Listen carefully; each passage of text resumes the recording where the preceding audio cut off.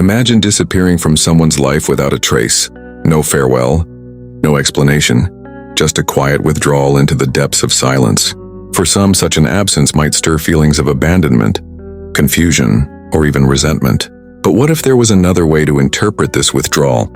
A way that doesn't rely on emotional turmoil or frantic chasing after what's lost. This is where Stoic philosophy steps in. In a world that thrives on constant communication, relationships, and emotional dependencies, the Stoics offer a powerful lens through which to view the disappearance of a person. Whether voluntary or circumstantial, they don't see disappearance as an act of cruelty or a cause for suffering. Instead, they see it as an opportunity for personal growth, a challenge to practice emotional resilience, and a reminder of the transient nature of all things. So what do people feel when you simply disappear, Stoic style? Are they crushed, or do they find a new sense of clarity and peace? What does it mean to vanish with the Stoic mind? Let's explore this compelling idea and discover the powerful lessons it holds for both those who disappear and those left behind. Point 1. The nature of disappearance. Stoic perspective on withdrawal. Imagine for a moment that someone you care about simply disappears, vanishes from your life with no explanation, no goodbye, just an empty space where their presence once was. In today's world, this might feel like an abandonment, a wound to the heart. But what if we told you that Stoicism offers a radically different way to view this disappearance? A perspective that challenges us to look inward, to see the event not as an injustice, but as an opportunity for personal growth. The Stoic approach to withdrawal is rooted in understanding that external events are not inherently good or bad. What matters is how we respond to them. The philosopher Epictetus reminds us, we cannot choose our external circumstances, but we can always choose how we respond to them. If someone leaves our life, whether by choice or by fate, it's easy to fall into the trap of viewing it as a loss. However, the Stoics would argue that it is not the absence itself that harms us, but our attachment to it. Marcus Aurelius, one of the most well-known Stoic philosophers, was no stranger to loss and the fleeting nature of human connections. In his meditations, he frequently reflects on the impermanence of everything: people, places, even time itself. He writes, everything we see is a story in motion, a series of fleeting moments, and to hold on to them too tightly is to invite suffering. This brings us to a critical point in Stoic thought. The nature of withdrawal is not something to be feared, but something to be understood. In fact, a Stoic would argue that disappearing, either physically or emotionally, is an act of acceptance of the world's natural ebb and flow. People come and go just as the seasons change. To expect permanence in an impermanent world is a path to suffering. Take, for example, the story of Zeno of Citium, the founder of Stoicism. Zeno faced the collapse of his trading business and the loss of his fortune in his early life. He could have been crushed by the disappearance of his wealth and social standing, but instead, he embraced the loss and sought wisdom in it. He found that by withdrawing from the pursuit of material gain and focusing instead on inner peace, he was freed from the constant grip of attachment. In a similar vein, when someone disappears from our lives, we are faced with a choice. Will we mourn their absence, or will we accept it as a natural part of the cycle of existence? Stoicism teaches us that true peace comes not from the presence of others, but from cultivating self-sufficiency and tranquility within ourselves. Our happiness, then, should not depend on the presence of any individual, but rather on our own internal state of being. But how can we truly achieve this inner peace when we are so deeply connected to the people around us? This brings us to the next important Stoic lesson: emotional control. When we realize that we are not defined by the presence of others, we are free to face the world with equanimity, no matter who enters or leaves our lives. As we delve deeper into this journey, we must examine how emotional control works in the face of absence, and why it's the cornerstone of Stoic living. So what does it take to remain unmoved when everything inside you wants to react? Let's explore this crucial aspect of Stoic thought next. Point 2. Emotional control. What it means to stay unmoved. We've all been there, caught in the grip of powerful emotions. Maybe it's the sting of a harsh comment, the weight of rejection, or the lingering sorrow from a relationship that has faded. In these moments, it can feel almost impossible to remain calm, to stay grounded, to not let our emotions control us. But this is exactly where Stoicism offers its most valuable lesson. Emotional control is not the suppression of feelings, but the mastery over them. The Stoic philosopher Seneca once wrote, "We suffer more often in imagination than in reality." In other words, it's not the external events themselves that cause us distress, but the way we interpret them. When someone disappears from our life, it's easy to let emotions like anger, sadness, or anxiety take over. We might obsess over why they left, what we could have done differently, or how we can get them back. These emotional reactions are natural, but according to Stoicism, they are not inevitable. In Stoic thought, there are things within our control, our thoughts, our reactions, and our judgments, and things beyond our control, the actions of others, the passage of time, the external world. This is known as the Dichotomy of Control, a core principle in Stoicism. If we accept that we cannot control another person's decision to disappear, we free ourselves from the emotional chaos that follows. The key is not in stopping our emotions, but in choosing how we respond to them. Take Marcus Aurelius, for example. As the ruler of a vast empire, he faced numerous challenges, wars, betrayals, and personal loss. Yet, in his meditations, he teaches that we must not be slaves to our emotions. Instead, we should recognize that emotional reactions are simply judgments we make about events. If we view a loss as a personal affront, we feel anger. If we view it as a part of life's natural course, we feel acceptance. The Stoic response, then, is not to deny the emotion, but to change our perception of the event that triggered it. This process requires a deep level of self-awareness and practice. Imagine, for instance, that someone close to you decides to step away from the relationship. The initial reaction might be sadness, frustration, or even anger. These are normal human emotions, and Stoicism does not ask us to suppress them. What it asks is for us to examine them, to ask ourselves why we feel this way, and whether these emotions serve us. Do they align with our values? Do they bring us peace, or do they disturb our tranquility? In the face of disappearance, the Stoic response would be to accept that the other person's actions are outside our control. What remains in our control is how we choose to respond, with resentment or with understanding. A Stoic knows that clinging to anger or bitterness only harms the self. It is the attachment to the person and the situation that causes suffering, not the absence itself. Let's take the example of Epictetus, a Stoic philosopher who endured a life full of hardships, including enslavement and exile. Despite these external circumstances, Epictetus was known for his remarkable emotional control. He didn't allow external events to disturb his inner peace. He teaches us that our happiness doesn't come from the external world, but from our internal state. If we can master our reactions, we can stay unmoved, even when life's challenges feel overwhelming. This is the essence of Stoic emotional control, to remain unmoved by the turbulence of external events, knowing that our peace is found within. When we accept that we cannot control others' actions, we regain our power. But emotional control doesn't stop at the personal level. It extends to how we interact with the world and those around us. How then can we build this inner fortitude that allows us to stay composed, even in the most emotionally charged situations? The next step in this journey is to understand the deeper role of attachment and detachment, and why true freedom comes not from the people in our lives, but from our ability to let go. Let's explore this next. Point 3. The Dichotomy of Control, navigating what's within our power. In the vast expanse of human existence, there are countless forces beyond our control, storms of fate, the whims of others, the passage of time itself. Yet it is our natural instinct to try to control these forces, to shape the world around us according to our desires. But what if the key to true freedom and peace lies not in controlling everything, but in understanding what we can control and, more importantly, what we cannot?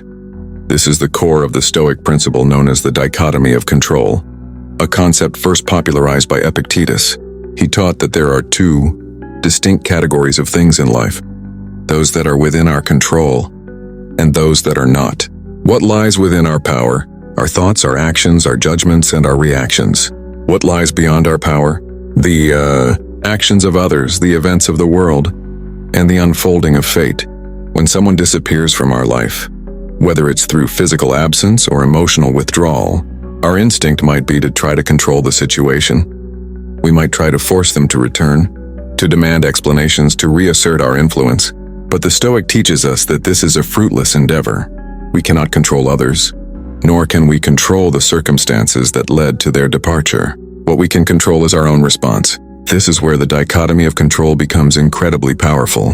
When we accept that we cannot control another person's actions, we liberate ourselves from the emotional turmoil that arises when things don't go as we wish. Instead of attempting to change the unchangeable, we shift our focus to what is within our control, how we interpret the situation, and how we choose to respond. Imagine, for instance, that someone you care about has simply stopped communicating with you. Your initial response might be to feel rejected, hurt, or confused. These emotions are natural, and Stoicism does not ask us to suppress them. Instead, Stoicism invites us to examine the situation through the lens of the dichotomy of control. You cannot control the other person's decision to withdraw. You cannot force them to reach out, nor can you compel them to explain their actions. What you can control is how you respond. You can choose to let the silence affect your peace, or you can choose to accept the absence as a natural part of life, something that, while difficult, is outside your sphere of influence. By focusing on what you can control, you regain your sense of agency and emotional peace. Marcus Aurelius, the Roman emperor and Stoic philosopher, frequently reflected on the dichotomy of control in his meditations. He understood that external events could never be the source of his happiness. It was his own thoughts and reactions that defined his emotional state. He wrote, "You have power over your mind, not outside events. Realize this and you will find strength." The Stoic way, then, is not to be passive in the face of life's challenges, but to actively choose where to direct our energy, rather than fighting against the current of life.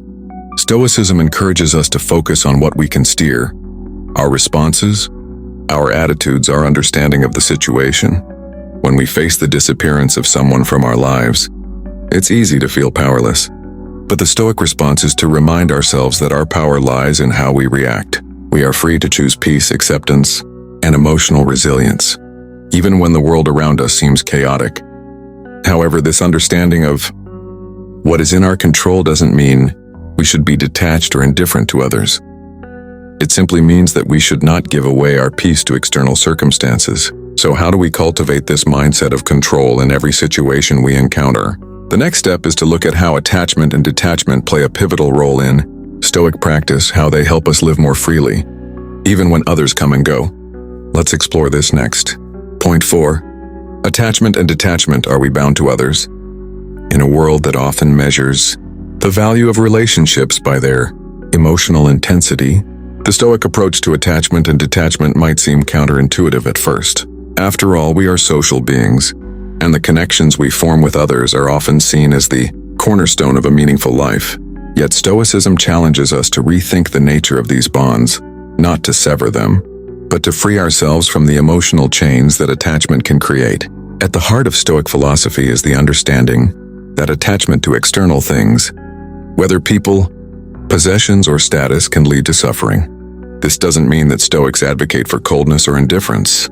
Instead, they teach that we should practice detachment, not in the sense of withdrawing from others, but in recognizing that our happiness and inner peace should not be dependent on the actions or presence of others.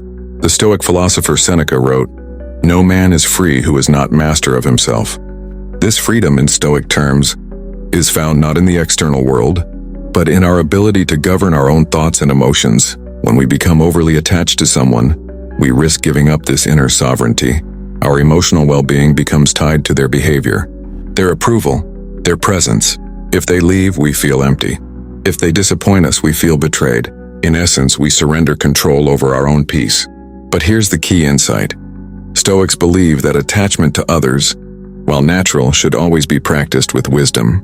The people we love, admire, and care for are external things, subject to change, growth, and unpredictability. We cannot control them, and we cannot prevent them from leaving our lives, as harsh as that reality may be. And when we become too attached to their presence, we open ourselves to a world of potential pain. Let's consider the metaphor of the ship at sea, a favorite of Stoic thinkers. Imagine your happiness is the ship, and the people in your life are the crew. If the crew abandons the ship, or if the sea becomes rough, it's easy for the ship to sink. However, if the ship is anchored in the waters of self-sufficiency, built to withstand the waves in the absence of its crew, it remains afloat, no matter the circumstances. This is the Stoic approach: to form relationships with others, to cherish them, but never to tie our emotional survival to them. This detachment doesn't mean we don't care about others. On the contrary, Stoicism teaches us to love people deeply, but in a way that doesn't bind us to their whims. Marcus Aurelius, despite being emperor, understood the impermanence of relationships and the fleeting nature of human life. He often reminded himself in his meditations that his connections to others were temporary and should not define his peace. "Love the people with whom fate has entrusted you," he wrote, "but never let their presence dictate your happiness." The Stoic ideal of detachment is not about pushing people away or being indifferent to their needs. Rather, it's about recognizing that our happiness is not contingent upon them. By practicing detachment, we stop allowing the external world, whether through people's actions, their presence, or their absence, to dictate how we feel. We remain the masters of our own emotional state, and in this way, we become less vulnerable to the pain of loss and disappointment. But how does one practice this balance of attachment and detachment in real life? How do we love without clinging, care without dependence? This question leads us naturally to the next Stoic principle, the power of emotional control, and how it can help us navigate the complexities of relationships without losing our peace. Let's dive into that next. Point 5. Responses of the abandoned. The Stoic view on external reactions. When someone disappears from our lives, whether through choice or circumstance, it's natural to experience a range of emotional reactions. For the person left behind, feelings of abandonment, confusion, and betrayal can arise. The Stoic perspective, however, invites us to reconsider these reactions, not by dismissing them, but by examining them through the lens of reason and emotional control.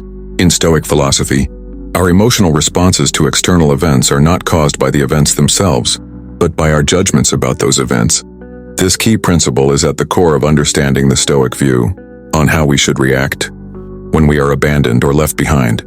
We often see abandonment as a personal affront, a form of injustice, but the Stoic approach challenges this perception by encouraging us to recognize that we cannot control the actions of others, nor should we let their choices define our emotional state. Epictetus, one of the most influential Stoic thinkers, famously said, "It's not what happens to you, but how you react to it that matters." When someone leaves, it is not the departure that harms us, but our attachment to the person and our expectations about how they should behave. If we believe that someone should remain in our life, or that their absence is an injustice, we set ourselves up for suffering. The Stoic response is to relinquish those expectations, recognizing that everything, including relationships, is temporary and beyond our control. To understand this more clearly, imagine a close friend or partner who suddenly becomes distant or disappears from your life. The natural response might be a mixture of hurt, anger, and a desire for answers. But in Stoic terms, the primary question to ask is, why am I allowing their absence to disturb my peace? Stoicism teaches us that we are not harmed by the external event itself, but by the judgments we make about it. If we see their disappearance as a personal attack, we feel rejected. But if we view it as a part of the natural ebb and flow of relationships, something transient and outside our control, we can find peace and acceptance. This is not to say that the Stoic way is to become numb to the emotional reality of being left behind. Instead, Stoicism advocates for cultivating resilience. Marcus Aurelius, the Roman emperor and Stoic philosopher, frequently reflected on how to respond to the actions of others. He understood that people's behavior often stems from their own struggles, limitations, and ignorance. In his meditations, he wrote, "When someone does you wrong, it's because they're acting according to their own nature and understanding. You, however, are free to choose how you respond."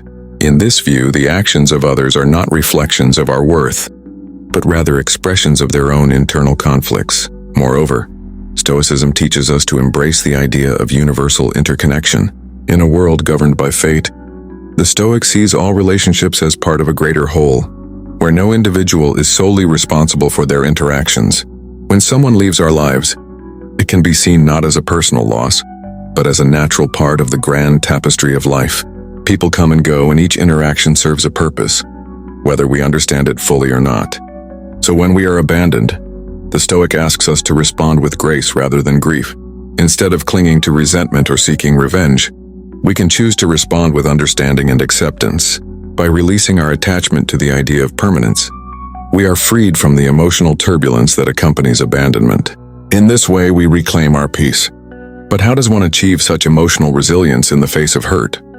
How can we truly cultivate this sense of detachment while still embracing love and connection? To explore this, we must first understand the deeper role of emotional control and how it can help us remain unmoved when external circumstances, like the departure of others, threaten our inner peace. Let's look at this next. Point 6. The Stoic Path to Inner Peace in the Face of Absence. Absence, whether it's the withdrawal of a loved one, the end of a relationship, or the fading of a connection that once seemed steadfast, can often feel like a void, a space where emotions swirl and threaten to overtake our sense of self. Yet in the face of such absence, Stoicism offers a path not only through the pain, but toward a deeper sense of inner peace. The Stoic path is one of acceptance, self-awareness, and a commitment to finding tranquility in what remains, rather than dwelling on what is lost. At the heart of Stoic philosophy is the idea that external circumstances, be they the actions of others, the inevitable passage of time, or the unpredictable nature of life, are not the sources of our peace. Our peace comes from within, from the control we exercise over our thoughts, judgments, and reactions. When faced with absence, whether physical or emotional, Stoicism teaches that our response need not be one of grief, desperation, or loss of control. Instead, we can choose a response rooted in acceptance and understanding of what is beyond our influence. Epictetus, one of the most renowned Stoic philosophers, famously stated, "Freedom is the only good, and we achieve it by mastering the self." This mastery comes from recognizing that what is in our control is not the presence or absence of others, but how we relate to their presence or absence. When someone exits our life, we are faced not with an inherent loss, but with an opportunity to reflect on our attachment and our emotional dependence on that person. The Stoic path to inner peace lies in reframing this absence as a natural part of the flow of life, one that is neither good nor bad in itself, but simply what is. Consider the example of Marcus Aurelius, a philosopher king who faced immense personal and political challenges.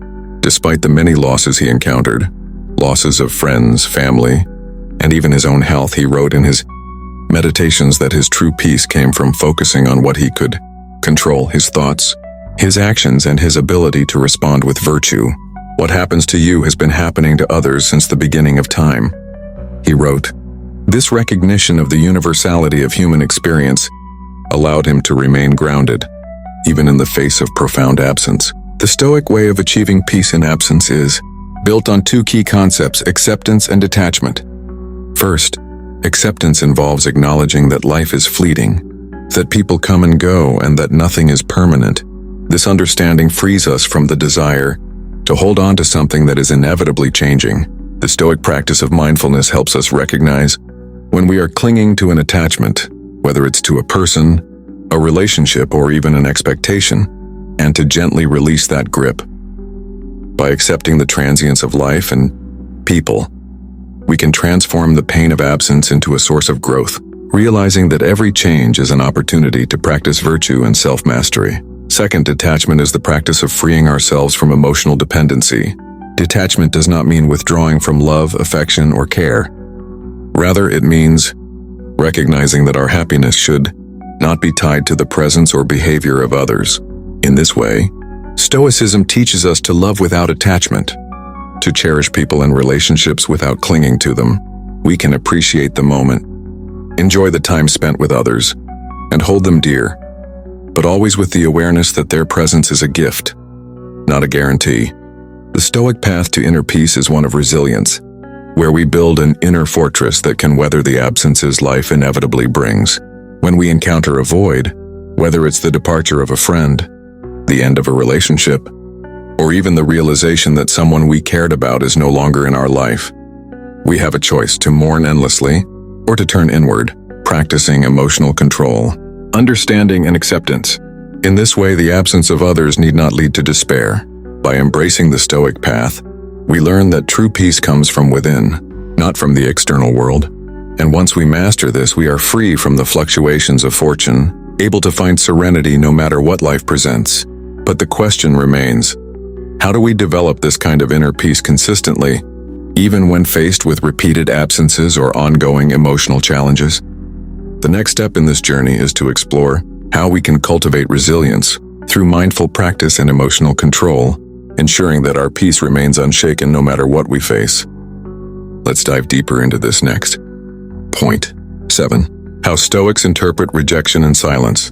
Rejection and silence are some of the most universally painful experiences humans encounter, whether it's the silence of a loved one withdrawing from us, the rejection of our ideas, or the feeling of being overlooked. These experiences can leave us feeling unwanted, misunderstood, and vulnerable. But how do Stoics interpret these difficult emotions and experiences? How can we respond in a way that not only preserves our dignity but also deepens our understanding of ourselves and our place in the world?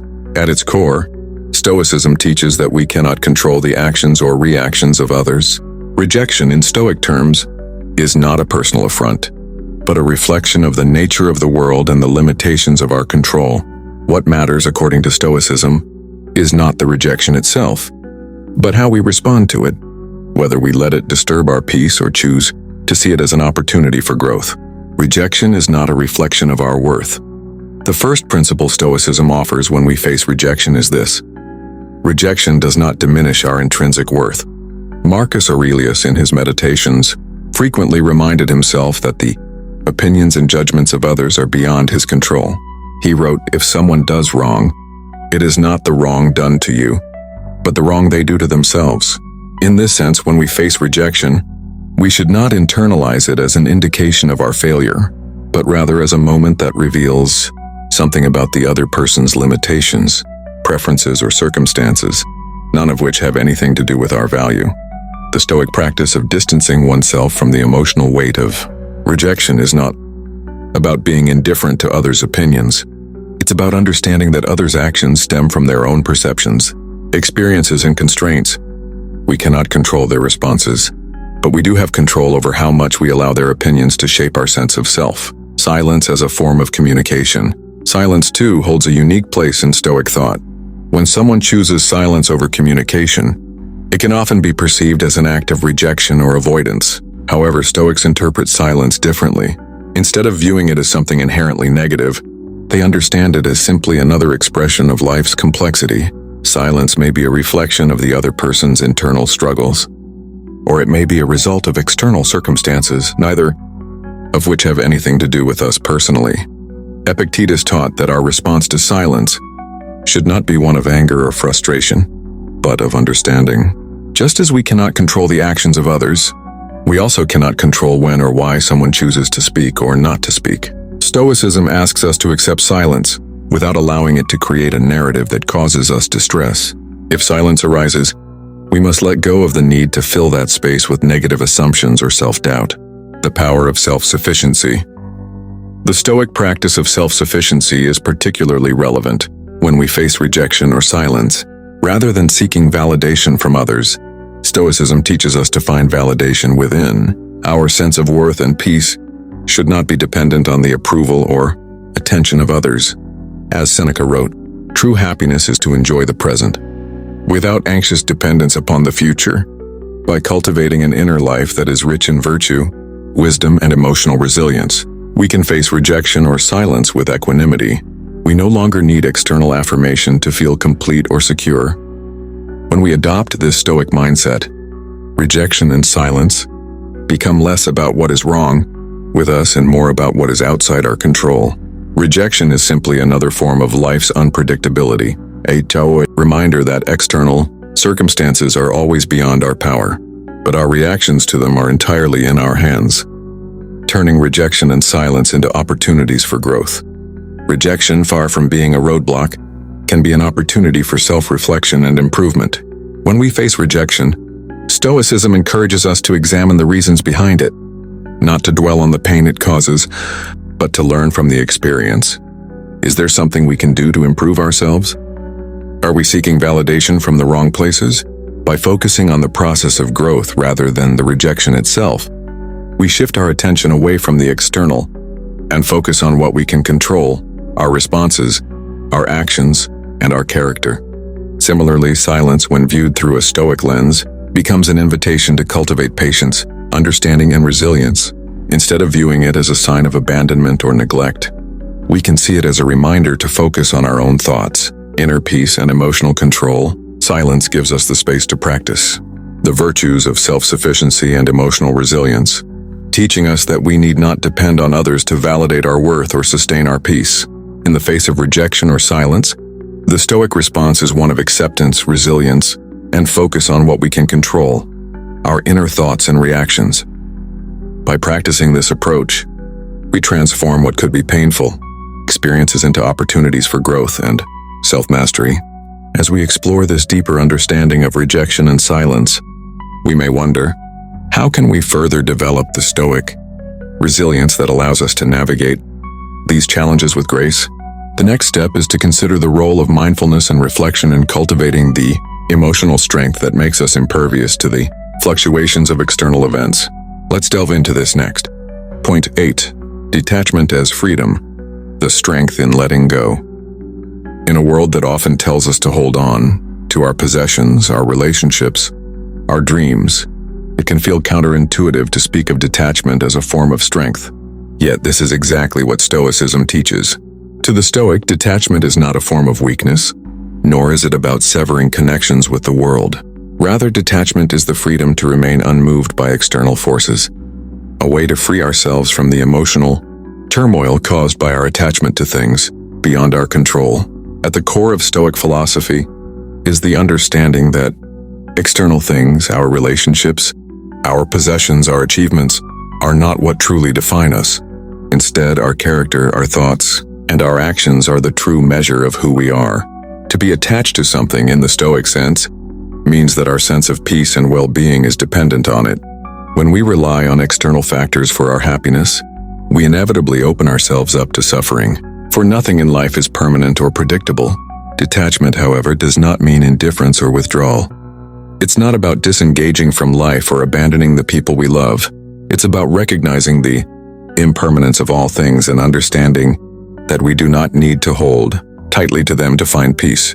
In fact, by letting go of our attachment to outcomes, we gain a freedom that allows us to navigate life's challenges with equanimity. The Stoic view of attachment. The Stoics understood that attachment is a natural part of human existence. We form connections with people. We seek goals. We hold on to things that we believe will bring us happiness. But these attachments can become sources of suffering when we allow them to control our emotional state. Marcus Aurelius, the Stoic emperor, frequently reflected on the fleeting nature of life and relationships. In his meditations, he wrote, "All things are in constant flux, and it is not what happens, but how we respond to it that matters." This recognition of the impermanence of all things is what enables us to let go, not in despair, but with understanding.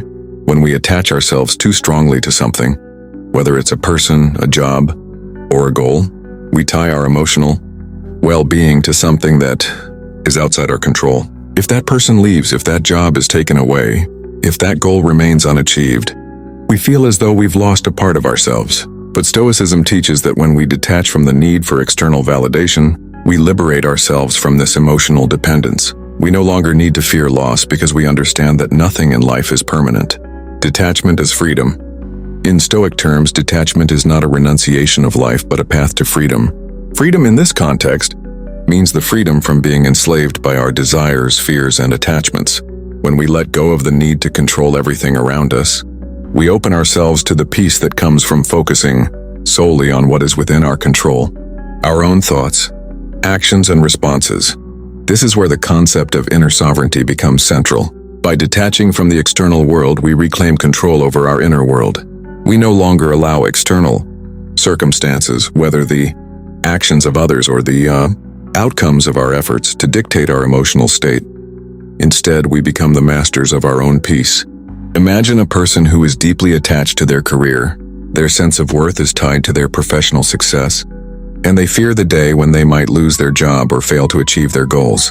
But a Stoic would look at this attachment and see it for what it is, an emotional anchor to something beyond their control.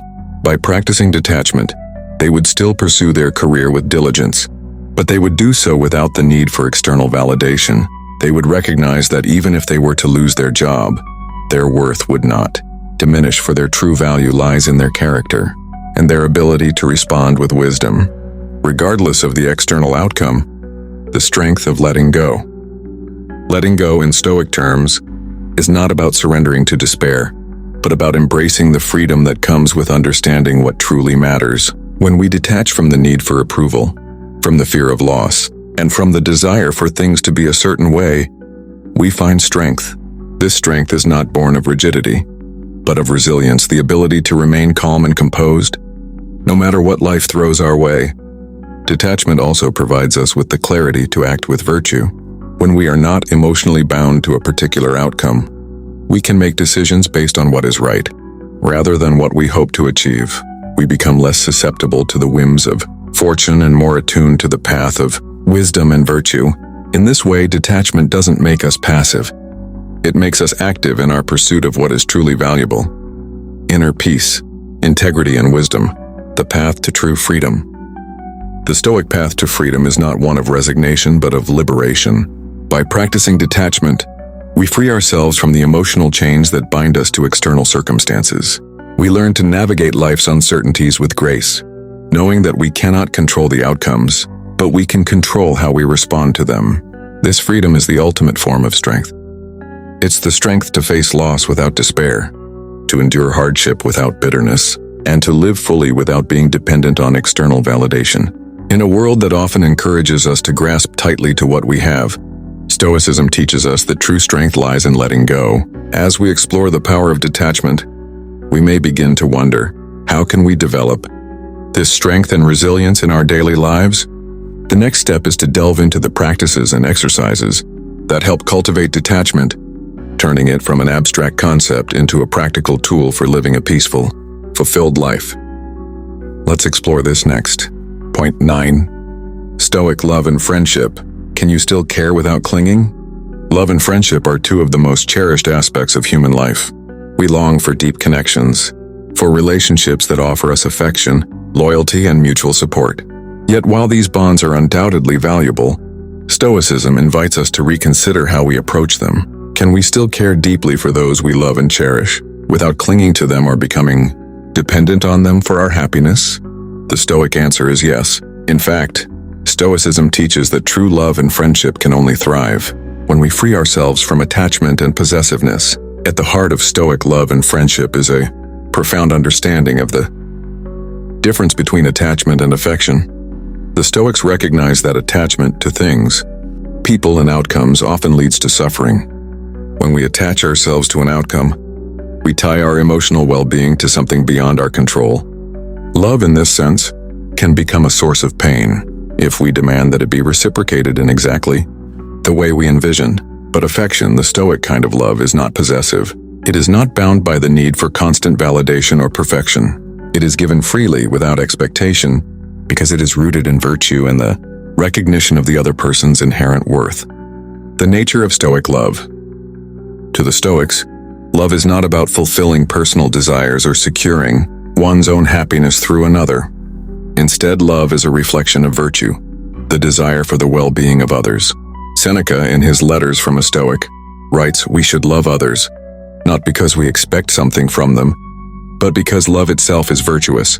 This kind of love does not demand, does not control, and does not attach itself to a specific outcome. Instead, it remains rooted in the desire to see the other person flourish, regardless of whether we receive anything in return." In this sense, Stoic love is a selfless love. It is not motivated by the need to possess, to control, or to ensure that the other person remains in our life. Rather, it is driven by the wish for the other's happiness and well-being, independent of our own desires. This love is free from fear of loss, because it recognizes that we cannot control the course of other people's lives. We cannot guarantee that our relationships will last forever, or that the people we care for will always remain in our lives. But in practicing Stoic love, we embrace the impermanence of relationships without allowing that reality to diminish our affection, friendship, and the Stoic ideal. Friendship, too, is viewed through the Stoic lens as something deeply valuable, but not something we can cling to. A true friend, in the Stoic view, is someone who supports us in living virtuously, who encourages our growth and aligns with our values. But Stoics also understand that friendship, like all external things, is not under our full control. People change, circumstances shift, and even the best of friendships may come to an end. In the Meditations, Marcus Aurelius reflects on the transient nature of all things, including friendship, saying, "What is this thing that I want so much? What is it that I am missing? It is simply a relationship to another person, and I am doing the right thing by accepting the loss of it." For the Stoic, this does not mean that we should stop valuing our friends, or that we should withhold love and affection. Rather, it means that we should not allow our sense of self-worth or happiness to depend on them.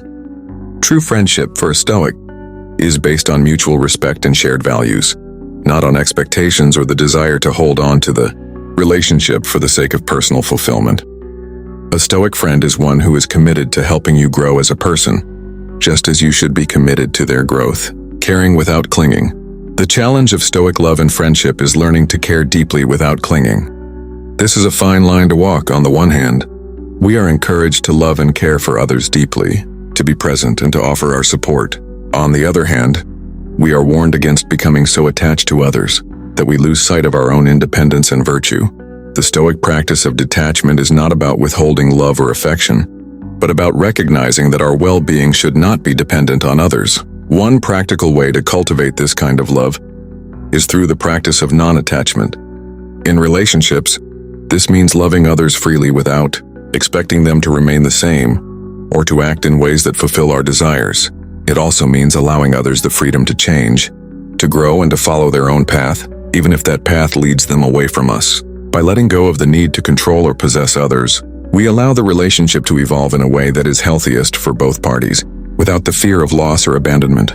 Consider the example of a Stoic individual in a romantic relationship. They would deeply care for their partner, seeking their happiness and growth. But they would also understand that they cannot control their partner's choices, nor should they seek to.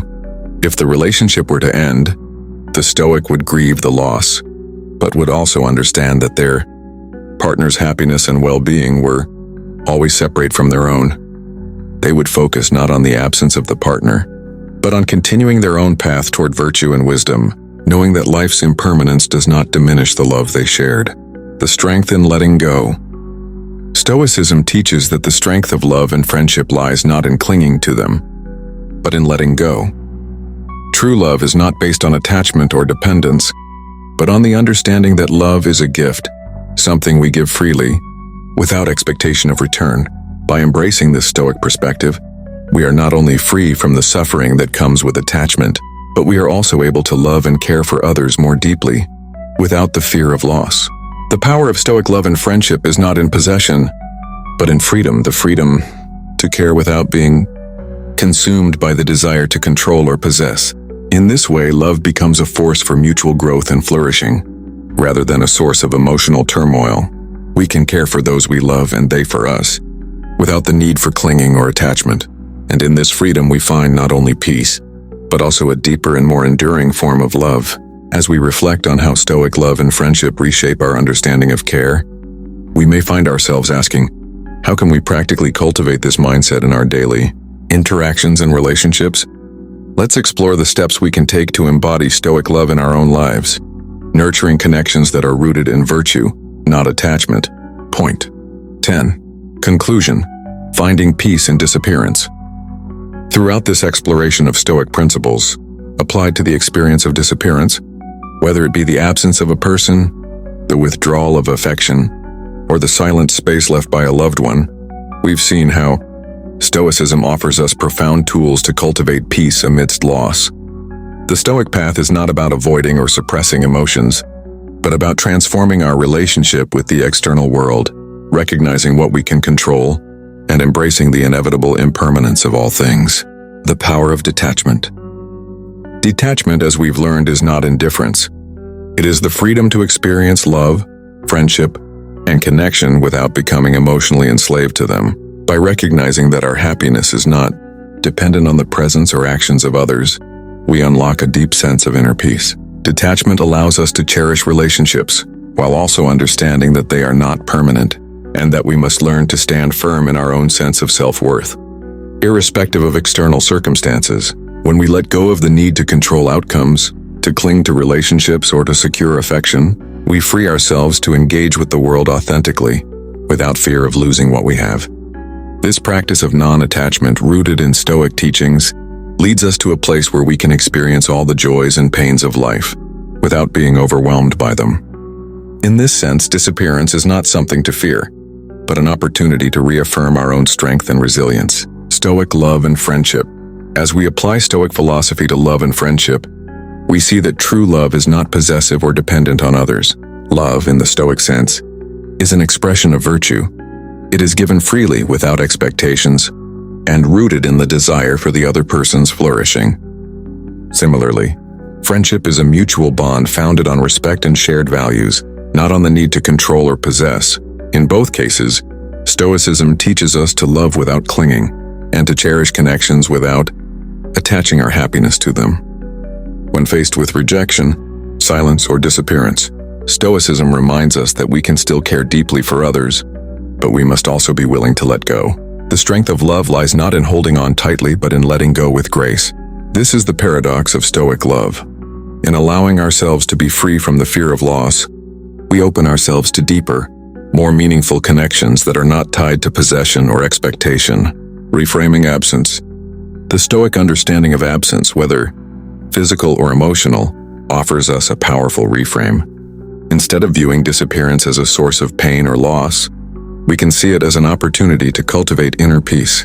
By practicing emotional control, embracing the dichotomy of control, and detaching from the need for external validation, we allow ourselves to respond to absence with wisdom and calm, rather than anxiety or despair.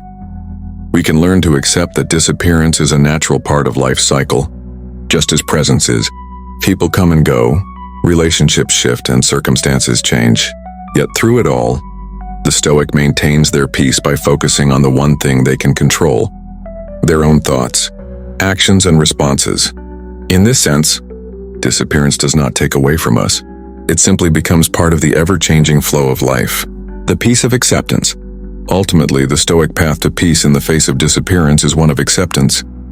It is the acceptance of life's impermanence, the recognition that nothing in this world, no person, no possession, no outcome, can offer us permanent security. By embracing this truth, we are freed from the anxiety that often accompanies the fear of loss. We can love without clinging, care without attachment, and find peace in the face of absence. As we conclude this journey through the Stoic interpretation of disappearance, we are reminded that peace does not come from holding on to what we cannot control, but from letting go and focusing on what remains in our power.